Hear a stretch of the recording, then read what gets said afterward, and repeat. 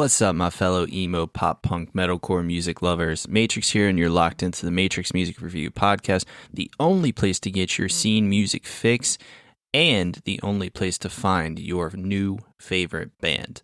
That's right, we're trying out a new little slogan, tagline, whatever the hell you want to call it. I want to be known as the place where you found your new favorite band, so we're going to add that in there as well. I got a fun podcast lined up for today. We got 3 reviews to talk about. Some pretty big albums obviously have dropped within the past 2 weeks since I was here. And then we got a couple other things I want to talk about. I want to talk about Sleep Token. I mean, at this point, who the hell wouldn't want to talk about Sleep Token with all the shit they got going on? I want to talk a little bit about Sophie Powers. And I want to talk about some of the shows I've been to. Got out to my first shows of the year. They were absolutely incredible. All of the bands on them were awesome. And so stick around till the end and I'll tell you all about who you need to start going to see because all of these bands were incredible. As always, every link to anything you need from me is in the description of this episode. Twitter, Instagram, TikTok at Matrix Music Review. Head on over and follow me over on those platforms. I'm the most active on Instagram. I'm always posting tour updates or new songs that I'm checking out. If you want to be following along with all of the music that you hear in today's episode, as well as what I'm listening to lately, you got to go over to Spotify and follow Control-Alt-Save. That's the playlist for the podcast. I update it every week with all kinds of new stuff, all kinds of new bands that you probably haven't heard of yet. I do all the music discovery so that you can find some new bands. You don't have to listen to the same 10 bands from high school anymore. And if you're listening on Apple Music or Spotify, leave a 5-star review. If you're listening to me on YouTube, hit that subscribe button. Let's get some subscribers in here, build that up a little bit so I can start doing some more video content for you guys. Getting pretty close to having the space set up so that I can do some interviews with some of your favorite artists so that we can get some more traction into this channel. And as I always do, make sure that you are sharing this podcast with friends, family, anybody that likes scene music. Let them know that Matrix Music Review is the best place to go for all of your scene music, wants, needs, and desires. With that, we're jumping into our album reviews, and the first one is Tsunami Sea by Spiritbox. This is Spiritbox's second full-length album, which is really hard to believe because it feels like Spiritbox has been around forever, and maybe it's more that they have just established themselves as the standard. And what I mean by that is like, when we think about Spiritbox, they really have just become the standard for modern metal music.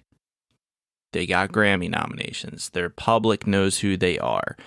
We're getting more notoriety from them. And it's not just Courtney, it's the entire band is getting some recognition with all of the different releases that they've put out recently. And I think this album, Tsunami Sea, just kind of furthers that dominance and further cements their place as the, I don't want to say like the mainstream metal band, but it's basically, they're kind of our window into getting back to the mainstream. I think Spiritbox is one of the bands kind of holding the torch, saying metal and scene music can be mainstream if you just give it a chance. So I think that's really what Spiritbox is helping to do, and this album goes a long way towards achieving that goal. Spiritbox has some of the most thought-provoking lyrics, not just in the metal, pop punk, metalcore music scene, but also in music. And it kind of begins right away with this, with the song Fata Morgana, which I had to look up because I had no fucking clue what that meant. But more or less, the simple definition is that it's a mirage that's making things look larger than they actually are. And in this track, you get lines that say, "Pain is nothing but an infinite enemy upon my conscience. Stagnation is fatal." And lines like this always kind of evoke emotion, and they always make you think. And "Stagnation is fatal" is one that really kind of smacked me and was like, stagnation is fatal. And I think that kind of just hit with where I'm at in my life personally. It's like, oh, have I been in one place too long? Have I been doing the same thing for too long? Have I been, eating the same things for too long? Like, have I gotten to the point where I'm so stagnant that it's actually killing me and actively making me live an unhealthy life? And I think that's something that we all can experience, whether that's in our careers or if you're a musician. Have you just kind of gotten used to being in this stagnant space? And if it is, it might be killing us. So that was something that immediately stood out to me. And it's not just the 1 and 2 liners. There's also word alerts all throughout this album. You get words like repressurize, gnashing, talisman. These are all words that we're not really used to seeing. Now, yeah, we hear them every so often, but they're not your standard words that you hear in scene music. And there's something just so powerful about Courtney's vocal delivery and so powerful about the music on this. And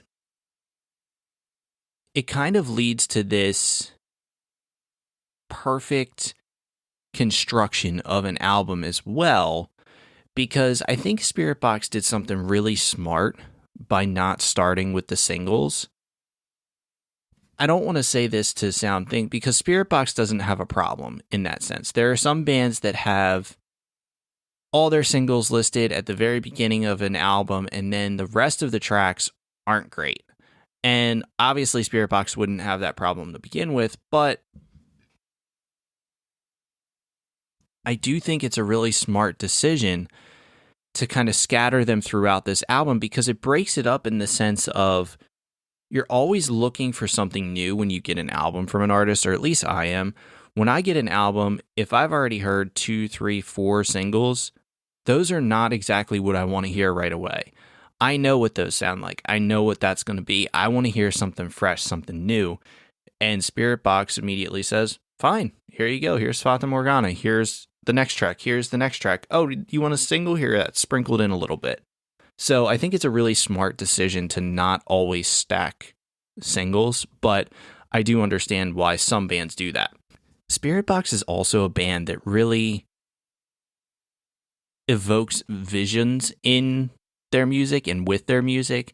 You almost get this dreamscape feeling when you're listening to this specific album, and Perfect Soul is a song that really captures that feeling, because you almost feel like you're in this sensational dreamscape.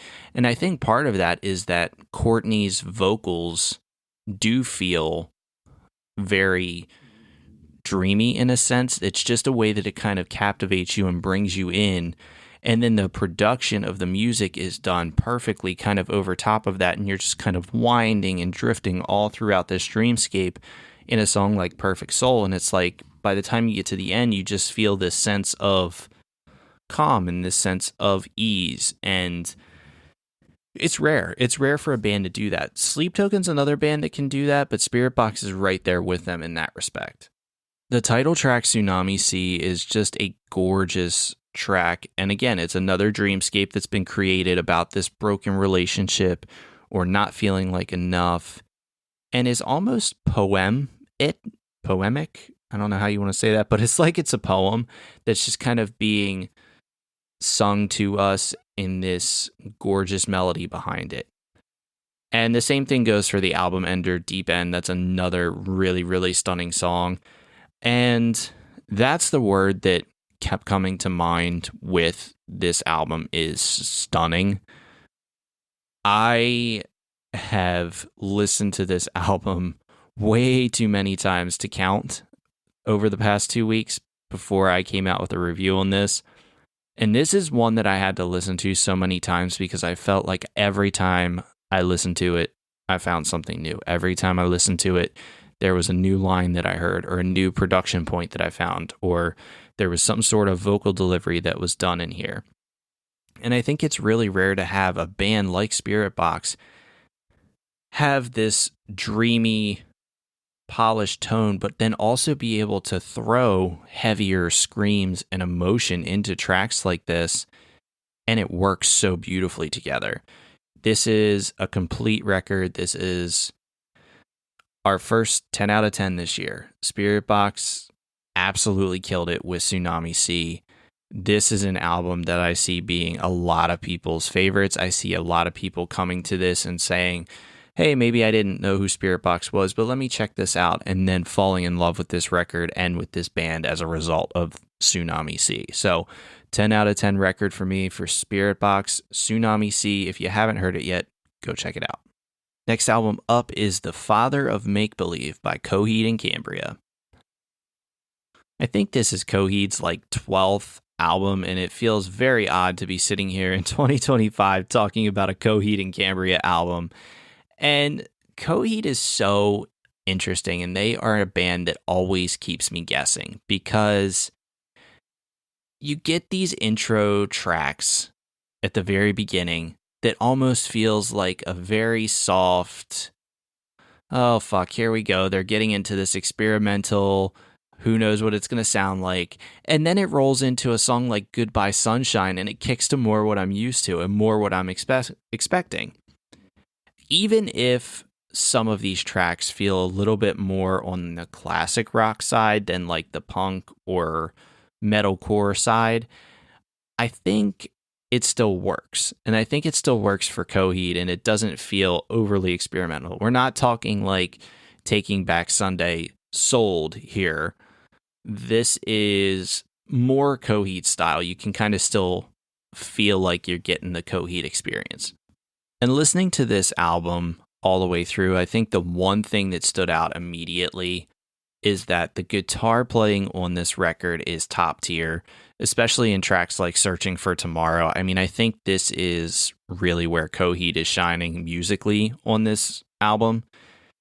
And I know that they're touring with Taking Back Sunday in the summer in amphitheaters and spaces like that. So I think a record like this really makes sense for them to release right now. It's not, stadium rock by any means, but it's more on the classic side. It's not,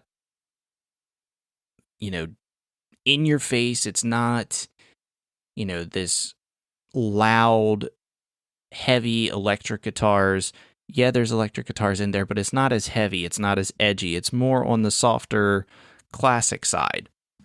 And I think for me, that's why this review is going to end up being so short, because this did feel like a very classic rock driven album to me.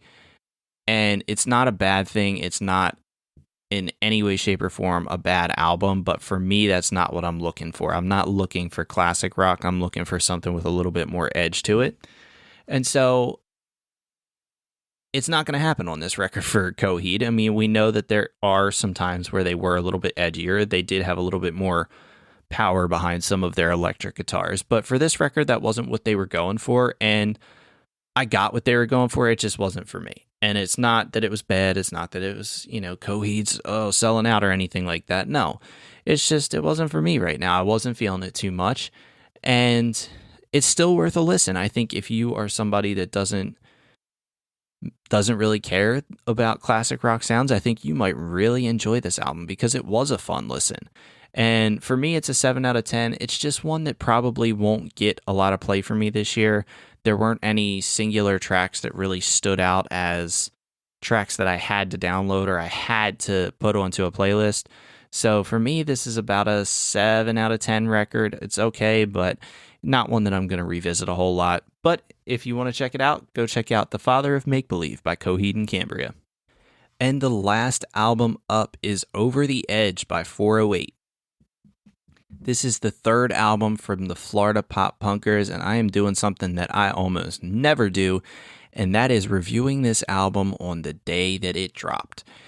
Now, by the time you guys get this review, it'll be the day or two after, but I'm reviewing this the day that it drops, and the reason I'm doing it is because I've heard some of these songs, and I just saw these guys live, so I felt like I owed it to them to get this review out there a little bit quicker. But This is a definite step up from their previous album.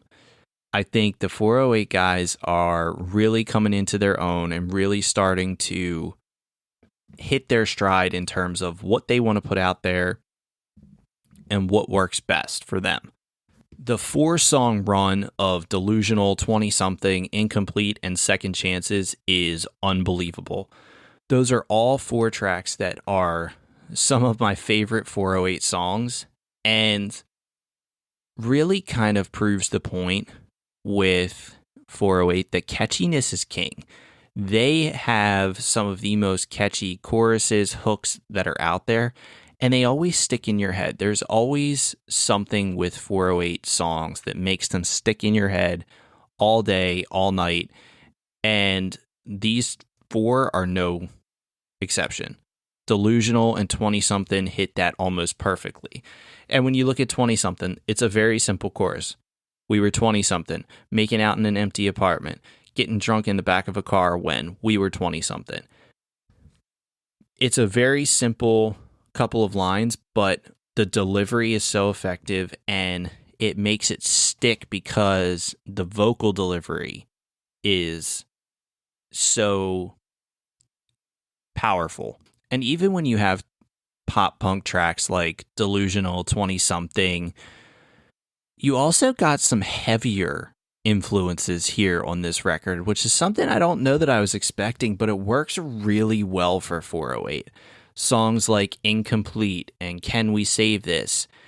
And I think it's important to point out that you can be pop punk and have some heavier pop punk, especially with a band like 408, because they rotate vocalists on each track. They have one of their 3 singers singing different parts on each track, or, taking the lead on each track. Mark is the one that usually ends up doing some of the more heavy vocals, and especially when you think about like a live setting, you can't always do that if you're not used to it, but because you can kind of alternate, it doesn't kill your voice and it doesn't kill the band either. And I think that was something that really worked extremely well on a record like this, is because you weren't expecting to get some of the heavier, they're not full-blown screams, but the heavier edge to it. And I think I was really surprised and pleasantly surprised at that. The features work really well on this album. You got a feature from Rivals on here, and then you have a feature from TX2. And TX2 features a song called Second Chances, and it's another heavier song musically, and the vocals really give it an edge. And I think that's something that you can really attribute to TX2 being a featured artist on this, is that I always feel like TX2 songs have this real edge to them, and that's incredible that this artist can bring that to a feature, and it makes it work so well with a band that wasn't initially kind of known for their edginess. So really, really impressed with Second Chances in that TX2 feature. The other thing about this album that I need to point out, and one of the reasons why I wanted to get this review out so early, is that this was released at the absolute perfect time. This album has spring, summer, beach trips, windows down, driving around vibes written all over it. And one of the non-singles on here, Girl Last Summer, checks all those boxes, and I fully anticipate having that on a playlist as I'm driving to the beach, as I'm driving to weddings this summer. It feels like the perfect song to be playing when the sun is shining and everything in life feels like it's going right. If I'm going to be an ass and complain about one thing, it's got to be that they put 4 of the first 5 tracks as their singles, kind of the opposite of what Spiritbox did. I think this record has such great songs on it that they probably could have gotten away with sprinkling those singles all throughout. But at the same time, if I'm missing something, which because I'm doing this review very early, I could be missing that there's a reasoning behind the flow and the order of these tracks that maybe I didn't see. If so, you guys know that's one of the big things that I always talk about. I'll shut the hell up and let them do their thing. But realistically, that's one of my only complaints here. I love I'm calling it the album ender, Blurry, even though there's some 408 versions behind that. But Blurry is such a perfect end because it kind of just slows everything down, and it really just talks about how everything's a little blurry when you're saying goodbye. And the song itself sounded so familiar in a sense. And so I went to the song credits, and I'm pretty sure I'm reading this right, that there was a Nothing Nowhere co-write on this track. Now, I may have messed this up, but I'm pretty sure his name is John Mulheron. And if that's a Nothing Nowhere co-write, that is the perfect co-writer for 408. I think those two could make a full album together of just absolutely fantastic tracks. But I'll take Blurry for right now and just leave it at that. And finish this review off with the fact that this 408 album is fantastic. Look, if I had a little bit more time with this, we might be looking at a perfect score. Because I'm releasing this or talking about this day of, I'm going to give it a 9.1 out of 10. I think this is really, really strong. It's such a step up from their last album, which I really enjoyed, but it's a step in the right direction. And I'll talk about it a little bit when I talk about bands that I saw live, because I did see them live. Just what these types of tracks bring to a live environment and the energy around it. So if you haven't heard it yet, go check out Over the Edge by 408. That wraps it up for our reviews here, but there's a couple of things I want to talk about real quick. The first one being Sleep Token being back. Now, we all knew that Sleep Token was teasing stuff and that they were going to come back and all these different things, but they came back with their new track, Emergence, which took me a minute to get into, but now that I've listened to it a few times, I'm really liking Emergence, and if this is the direction that the next record's going, I can't wait. They're releasing a new tour. They're coming to the North America side and doing some US tours in some arenas, which is incredible. But I have to talk about the absolute wild article that was released by Forbes that basically complained that Sleep Token was number one on the iTunes charts over the new track from Selena Gomez and Benny Blanco. Now, for full transparency, I did not listen to that Selena Gomez Benny Blanco track yet. It could be really, really good. But let's take a second to appreciate that there was an article written about Sleep Token comparing them to pop stars, and for whatever reason, Forbes thinks that iTunes is the fucking be-all, end-all of charts. Like, if they're really that worried about charts, are we really going to use iTunes? That's the one we want to use? No, come on, guys. Like, let's think things through a little bit. And I think what really was more frustrating about that article than the complaining about Selena Gomez and Benny Blanco not having a number one hit on iTunes is just kind of the disdain that there was for the metal scene in general. Because I'm pretty sure, if I remember correctly, the headline was Gomez and Blanco lose or miss out on number one thing to a heavy metal band. Like, there was such a sarcastic ass tone to that just, first of all, it wasn't needed, but second of all, like, why do you have to be sarcastic about it? Just because they're not like the next big things or the next pop stars or whatever doesn't mean that they create good music. And I guarantee you, if you're going to get into any heavy metal band first, Sleep Token's probably going to be the easiest one to do it because they don't really have a ton of screams, and musically, they're one of the best acts out there. So I had to bring that up just because it was just so frustrating to see the scene taking this like stray bullet from a site all over a goddamn iTunes chart of all things. So that's just hilarious that we got to that point.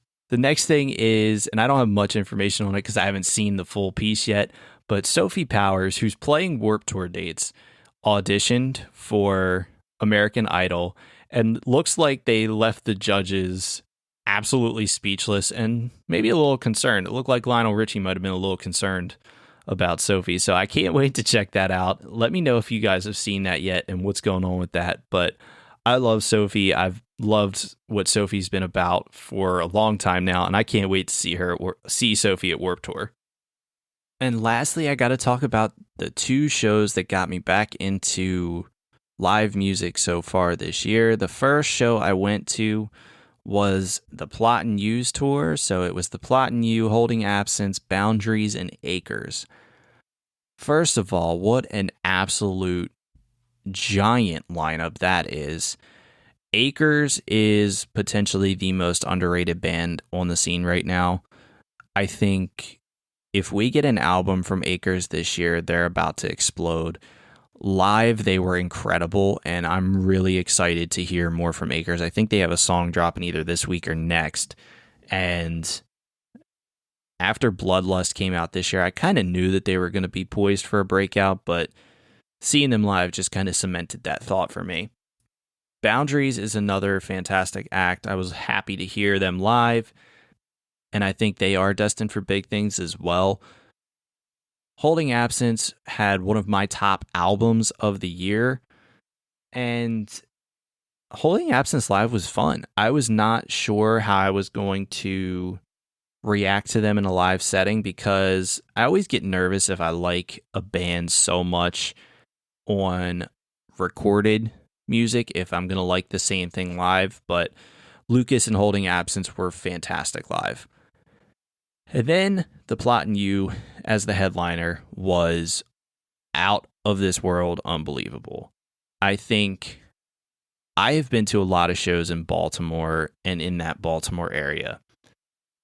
And this particular venue that the Plot and You played, Soundstage, is at this point the biggest venue that's a non-arena setting. First of all, Plot and You sold it out, which is amazing. Second of all, I have not seen the energy in that place so high ever. That place was crowd surfing, mosh pitting. Even the people in the back were headbanging and just having an incredible time. You know, I took a video of one of the tracks and sent it to my buddy that lives in South Carolina. And when I sent it to him, he was like, holy fuck, where is this place? The energy in there is insane. And when a band can get that type of energy and it's captured on even just a silly Snapchat video and somebody else can pick up on it, that's how you know that a band's really a big deal and really connects with their fans. And I think the Plot and You has kind of established that they are one of the better bands in the scene. And then just this past weekend, I had the opportunity to check out the Red Jumpsuit Apparatus on tour with 408, Heartbent, and Distance to Dawn.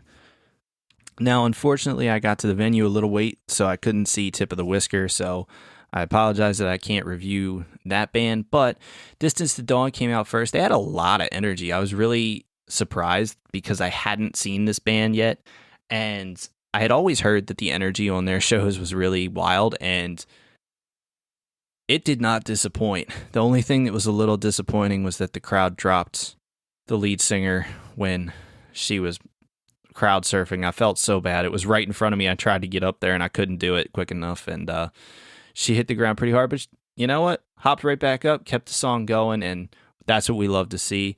I'm really excited to check out more from Distance to Dawn. They're one that I'd had on the list to go check out, and I just hadn't gotten around to it, but now after seeing them live, I'm really excited to do that. And then I got to check out Heartbent. I've been dying to check out Heartbent since last year live. We've never been able to link up, or they've never been in the same place that I've been at any point in time, but being able to catch them this time around was awesome. And energy is basically synonymous with Heartbent. I have never seen a stage light up as much as it did when Heartbent came on. And the vocals were on point. The guitar playing from Neil was out of this world. And it was just great. It was a great thing to see, you know, being from Baltimore and seeing Baltimore bands really succeed and be on tour with some of these big acts. It's an incredible feeling, and I hope to continue to see Heartbent do big things because I think they are destined for big things, especially after seeing this live performance. 408 was on the bill as well, and again, we talked about this during the review. Some of these new tracks just hit so hard live, and it's such a game changer to have tracks like this that are a little heavy, but also just get the crowd moving. And it's really funny because obviously this show was in Baltimore and Heartbent's a local band. So this venue asks you at the door, who are you here to see? And so when I walked in, I was relatively early to the show. Obviously, I missed one band. But when I walked in, I looked down at the paper and I would say 60% of the people were there to see Heartbent, and 39% of the people were there to see Red Jumpsuit. And I don't know if I saw one tally next to 408's name. And that's a shame. And so naturally, I said I was there to see 408. I was there to see all the bands, but that's just a cop-out to say that to somebody that's writing check marks down. So I said 408 and Heartbent, and I think a lot of people didn't know who 408 was in that venue, but I can tell you one thing. By the end of that show, everybody knew who they were, and people were going and getting shirts and getting merch, and that's an incredible thing to see. And that's how you know a band's really got the talent, is when you go to a place where people may not know a whole lot about you or may not know you at all, and you walk out of there with a ton of new fans, people coming up and telling you how great your set was, people coming up and telling you that they want to buy your merch and that they're going to check you out even more. That's incredible, and I think 408 captured that perfectly. And the final band on the bill was Red Jumpsuit Apparatus. You know, stalwarts in the scene, been in this business for 22 years, and that's an incredible thing to hear. And I did have to laugh when they were talking about how they've been in a band for 22 years and they haven't broke up once. I think that's hilarious to be able to say that, because unfortunately in scene music, bands break up every other day or replace members every other day. So to have a band that didn't do any of that and they're still going strong in 22 years later, I think that's incredible. That wraps it up for us here on Matrix Music Review. I hope everybody enjoyed this podcast. Go check out all the albums that I talked about. Go check out the playlist and you'll find a lot of new music and a lot of new tracks. We got new stuff from Gabe Woodrow, Friend Circle, Sleep Token, Sharia Moore. We got a ton of new music out there, and I'm updating that playlist weekly. And as always, make sure you're following on all the social media platforms, liking and reviewing it on Spotify, Apple Music, subscribing on YouTube, all of the above. And I will see you guys next time with more reviews, more bands, and more music.